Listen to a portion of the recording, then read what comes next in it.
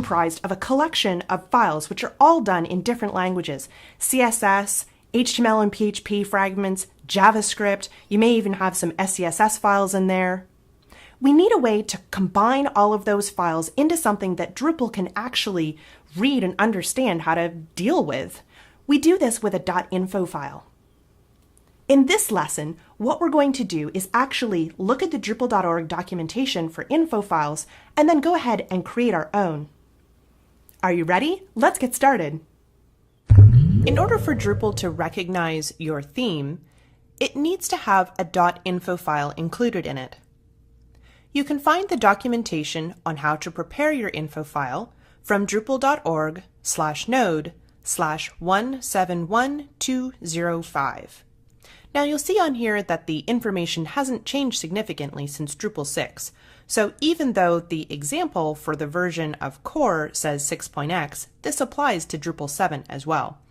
Over on the right-hand side, you can see the description about this page with the Drupal versions 6 and 7.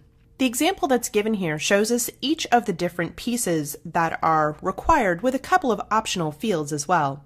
We need to include a name, a description, a version, which is actually discouraged from being used. This is the version of your theme, the core version of Drupal that your particular theme can be installed with, the theme engine, and then optionally some style sheets that should be loaded along with your theme.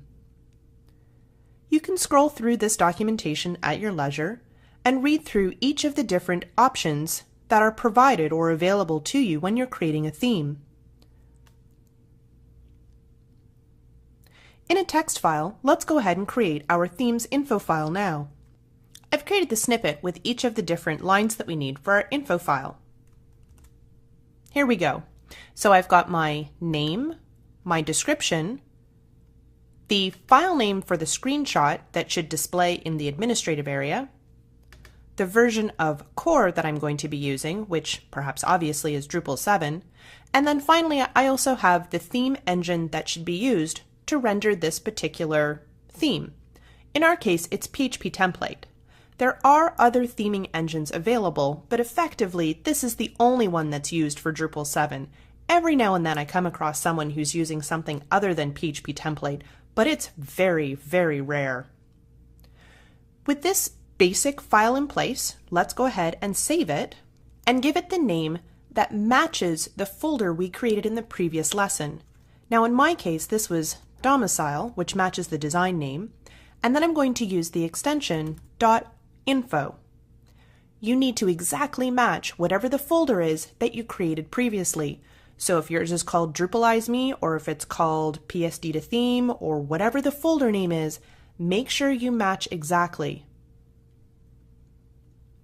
I've gone ahead and saved, and that's the basic pieces in place for our info file. Technically, this theme can now be installed, even though there's no CSS, no images, no JavaScript, and no template files. It will use all of the markup that's provided by core and load anything that the core modules have provided as their default markup. Theming is just a series of overrides, and this is our first step to override what's provided to us. Just as a quick reminder, the required elements are name, description, core, and engine. And for more information about what can go into your theme's info file, you can go to drupal.org and look up the page Writing Theme.info files. It's available at drupal.org/node/171205.